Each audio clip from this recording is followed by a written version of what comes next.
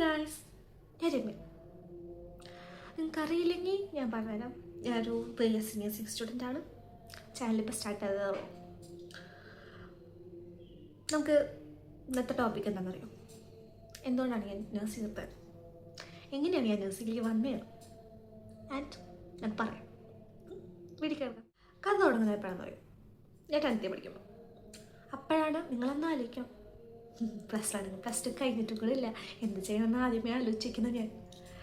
10th class ആയപ്പോൾ exam ആവാറായി. അപ്പോൾ ഞാൻ ചോദിച്ചു, എക്സാം കഴിഞ്ഞിട്ടുണ്ടെങ്കിൽ +1 എടുക്കാം. +1 എടുക്കണമെങ്കിൽ ഏത് സബ്ജക്റ്റ് എടുക്കും, ഏതിലേക്ക് പോവും, അങ്ങനെ കുറേ ആലോചിച്ചിരുന്നു കേട്ടോ. അതങ്ങനെ ആലോചിച്ചിട്ടൊക്കെയാണ് നേരത്തെ എന്താ എവിടെന്നോ ഇല്ലാത്തൊരു നഴ്സിങ്ങിൻ്റെ മോഹിനിക്ക് വന്നു. എന്നിട്ടുണ്ടായെന്ന് വെച്ചാൽ +1 ചേരണം. ഇപ്പോൾ മുന്നേ ആലോചിക്കണമല്ലോ, സയൻസ് ചേരണം, കൊമേഴ്സ് ചേരണം, കമ്പ്യൂട്ടർ സയൻസ് ഒക്കെ ചേരണം. ആലോചിക്കാം. എനിക്ക് ഇതിനെ കുറിച്ചിട്ടൊരു ബോധമില്ല, ഒരു കാര്യമില്ല. എന്നുവെച്ചാൽ എന്താണ് എന്താ ഹയർ സ്റ്റഡീസ് എന്നുള്ള സംഭവം എനിക്ക് അറിയില്ല. ഞാൻ അത്രയും പൊട്ടിയായിരുന്നു.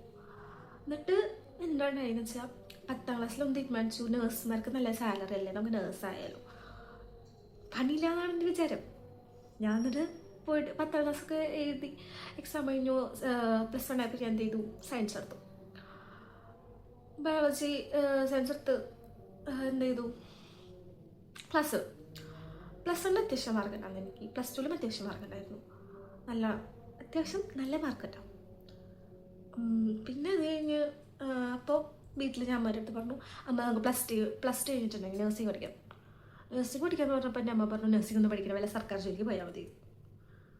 സർക്കാർ ജോലി എനിക്ക് താല്പര്യമില്ല. കാരണം എന്താണെന്ന് വെച്ചാൽ എനിക്ക് എൻ്റെ വിചാരം 9 to 5 ഉള്ള ഒരു വർക്ക് അല്ലെങ്കിൽ വർക്ക് ടൈം എനിക്കിഷ്ടമല്ല. ഞാൻ അങ്ങനെ ആലോചിച്ച അപ്പോൾ നഴ്സിംഗ് എടുത്താൽ മതി, നഴ്സുമാർക്ക് പണിയില്ലാന്ന് വിചാരിച്ചിട്ടാ. എൻ്റെ വിചാരം ഈ മരുന്ന് എഴുതി കൊടുക്കുക, ഡോക്ടറിനെ വെറുതെ അസിസ്റ്റ് ചെയ്യുക, ഇത് മാത്രം നഴ്സിൻ്റെ ജോലിയാണ്. ഇത്ര അറിയാമെന്ന് ഞാനാണ് നഴ്സിംഗ് എടുത്തത്. എന്നിട്ട് എന്താണെന്നറിയോ, അങ്ങനെ +1 +2 ഒക്കെ എഴുതി കംപ്ലീറ്റ് ആയി. പഠിച്ചിറങ്ങിയപ്പോൾ റിസൾട്ട് വരാനൊരു ടൈം ഉണ്ടാവല്ലോ. ആ ടൈമിൻ്റെ ഉള്ളിൽ ഏതെങ്കിലും ഒരു കോളേജ് കണ്ടുപിടിക്കണം, നല്ല കോളേജ് ആയിരിക്കണം, ഫോൺ അലൗഡ് ആയിരിക്കണം. കാരണം എനിക്ക് ഫോണിലാണ്ട് ജീവിക്കാൻ പറ്റില്ല. അഡിക്റ്റ് ആണോ എന്ന് ചോദിച്ചാൽ അഡിക്റ്റ് അല്ല, പക്ഷെ ആണ്. ആ ഒരു സ്ഥിതിയിലാണ് ഞാൻ നിൽക്കുന്നത്. എന്നിട്ട് ഞാൻ അങ്ങനെ ഫോൺ അലൗഡ് ആയിട്ടുള്ളൊരു കോളേജ് വേണം, ഹോസ്റ്റൽ നല്ലതായിരിക്കണം എന്നൊക്കെ ആലോചിച്ച് ഏതെങ്കിലും ഒരു കോളേജ് തപ്പി കുറേ നടന്നു കേട്ടോ. എൻ്റെ പിന്നാലെ കുറേ നടന്നു വെച്ചാൽ കാരണം അവരോടൊക്കെ അന്വേഷിച്ചു, ചില നഴ്സിങ്ങിനുള്ള ആൾക്കാരോട് അവരവിടെ അന്വേഷിച്ചു. എന്നിട്ടും എനിക്ക് ഇഷ്ടപ്പെട്ടൊരു കോളേജ് കിട്ടിയില്ല. നമ്മളൊരു കോളേജ് എടുത്തു. ഞാൻ അവിടെ വന്ന് നോക്കിയപ്പോൾ എനിക്കും എൻ്റെ ഫ്രണ്ടിനും ഇഷ്ടപ്പെട്ടു. ഞങ്ങളവിടെ ചേർന്ന് 1 മാസം അഡ്മിഷൻ എടുത്ത് 1 മാസം 1.5 മാസമൊക്കെ ആയപ്പോൾ കോളേജിൽ നിന്ന് കോളൊന്നു സ്റ്റാർട്ട് ചെയ്യുന്നുണ്ട്. വെച്ചാൽ ഓൾറെഡി എല്ലാ ഇതിലത്തെ പോലെ നഴ്സിംഗ് ആയി കഴിഞ്ഞിട്ടുണ്ടെങ്കിൽ കുറച്ചൊരു ടൈം എടുത്തിട്ടാണല്ലോ സ്റ്റാർട്ട് ആവുക. അപ്പോൾ അതേപോലെ തന്നെ നവംബറിലൊക്കെ ആയപ്പോൾ സ്റ്റാർട്ടായി. ഫസ്റ്റ് കുറച്ച് ആളൊക്കെ സിമ്പിളാന്നുള്ള വിചാരമായിരുന്നു, പഠിക്കാൻ സിമ്പിളാ മലയാളം. പിന്നെ അങ്ങോട്ട് അനാട്ടമി, ഫിസിയോളജി, സൈക്കോളജി, സോഷ്യോളജി, അല്ല കിളിങ്ങനെ പറന്ന് പോയി അല്ല ഒരിത്. അങ്ങനെ എന്നിട്ട് എന്ത് ചെയ്തു, സോഷ്യോളജി എനിക്ക് പിന്നെ ഇഷ്ടമായിട്ടാണ്, അത് കുറച്ച് പഠിക്കാനുള്ളൂ. സൈക്കോളജിയും എനിക്ക് ഈ സൈക്കോളജിക്കലായിട്ടുള്ള സംഭവങ്ങളോടൊക്കെ ഇഷ്ടമുള്ള കാരണം അത് പഠിക്കാൻ കുറച്ച് കൂടെ കുഴപ്പമില്ല. പക്ഷെ അനാട്ടമി എൻ്റെ മോനെ വരയ്ക്കണം, എഴുതണം, ഫ്ലോ ചാർട്ട് വരയ്ക്കണം, അത് ചെയ്യണം, ഇത് ചെയ്യണം. നഴ്സിംഗ് എന്ന് പറഞ്ഞാൽ പഠിക്കണം. ഇത്രയധികം പഠിക്കാണ്ടെന്ന് ഞാൻ വിചാരിച്ചില്ല. എൻ്റെ വിചാരം തെറ്റായി. പഠിച്ചു.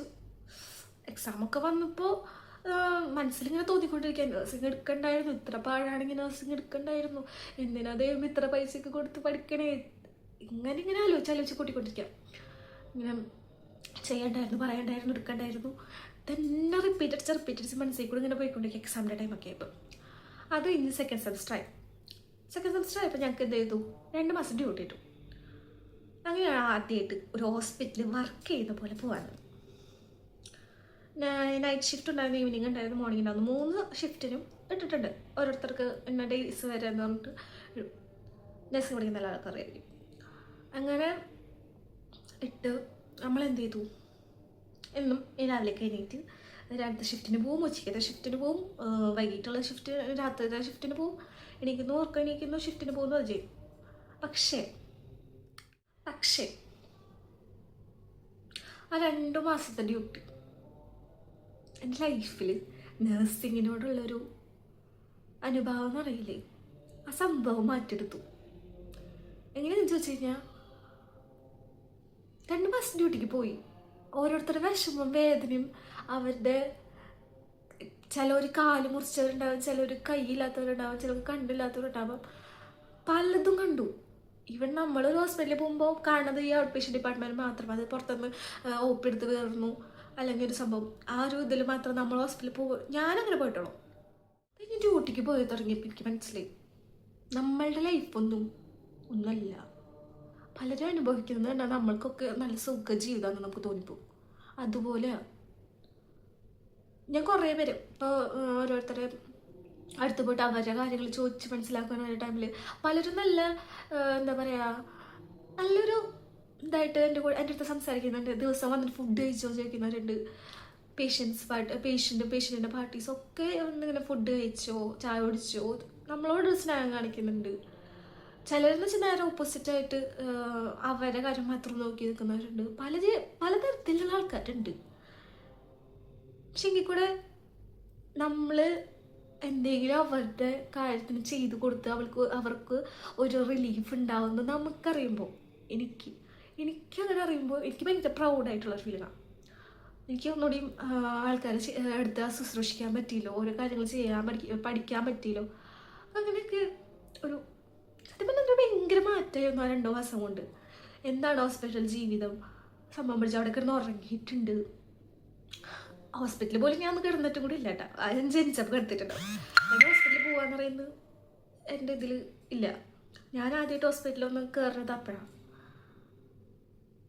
എന്നിട്ട് 2 മാസത്തെ ഡ്യൂട്ടി കഴിഞ്ഞപ്പോൾ ഒരുപാട് ആൾക്കാർ എനിക്കറിയാം. എൻ്റെ ഇൻട്രോവേർട്ട് മാറിയിട്ട് ഓരോരുത്തരടുത്ത് ഞാൻ സംസാരിക്കാൻ പോയിട്ടുണ്ട്. ഓരോ ആൾക്കാരും ഭയങ്കര ഡിഫറെൻ്റാണ്. എന്നിട്ട് നോക്കിയപ്പോൾ ഓരോരുത്തർ കിടന്ന് കരയുന്നത് കാണാം, ഓരോരുത്തർ ചിരിക്കുന്നത് കാണാം. മറ്റൊരു സ്ഥലത്ത് ചിലപ്പോൾ ഒരു ബോഡി കൊണ്ടുപോകുമ്പോൾ അല്ലെങ്കിൽ ഡെഡ് ബോഡി കൊണ്ടുപോകുമ്പോൾ ആൾക്കാർ ഇങ്ങനെ അതിശയത്തോടെ നോക്കി നിൽക്കുന്നത് കാണാം. ഒക്കെ ചെയ്യുന്നതും പറയുന്ന നേഴ്സുമാർ. ഇതുപോലൊക്കെ ഞാൻ ചെയ്യണമെന്ന് ആലോചിച്ചപ്പോൾ എന്നെക്കൊണ്ട് പറ്റുമെന്ന് ഞാൻ പലപ്പോഴും ചിന്തിച്ചു. പക്ഷെ ആ നേഴ്സിംഗ് ലൈഫ് വരുന്നൊരു ഹാപ്പിനെസ് ഉണ്ട്. ഓരോരുത്തരുടെ ഒരു അസുഖം മാറുമ്പോൾ അല്ലെങ്കിൽ ഇവൻ ഒരു പനി വന്ന് നമ്മളൊരു പാരസിറ്റമോൾ ആൾക്കാർ കൊടുക്കുമ്പോൾ അത് മാറിയെന്ന് പറയുമ്പോൾ നമുക്കൊന്നും ആശ്വാസമാണ്. നമ്മുടെ ആരോഗ്യം പോലെയാണ് അവിടുത്തെ ആൾക്കാർ. എനിക്ക് ഭയങ്കര ഒരു പ്രൗഡ് ഫീലാണ് ആ 2 മാസം ഞാൻ ഡ്യൂട്ടിക്ക് നിന്ന് ഇറങ്ങിയപ്പോൾ. And this is my nursing life. ഇതിങ്ങനെ കണ്ടിന്യൂ ചെയ്ത് പോകണം. ഇനിയുണ്ട് 2-3 കൊല്ലം. അതിന് ജോലി കയറണം. എങ്കിലും ഓരോരുത്തരുടെ ചിരി മതി, നമുക്ക് സന്തോഷമായിട്ടിരിക്കും. നിങ്ങളും ചിരിക്കും. പിന്നെ വീഡിയോ ചാനലും ഇതൊക്കെ ആദ്യമായിട്ട് കാണാമെങ്കിൽ സബ്സ്ക്രൈബ് ചെയ്യാൻ മറക്കരുത്. എൻ്റെ ആദ്യത്തെ വീഡിയോ നിങ്ങളൊക്കെ സപ്പോർട്ട് ചെയ്യണം, ലൈക്ക് ചെയ്യാൻ മറക്കരുത്. പിന്നെ ഇനി നിങ്ങൾക്ക് എന്തെങ്കിലും എൻ്റെ അടുത്ത് സംസാരിക്കുന്നുണ്ടെങ്കിൽ കമൻറ്റ് ചെയ്യാൻ മറക്കരുത്.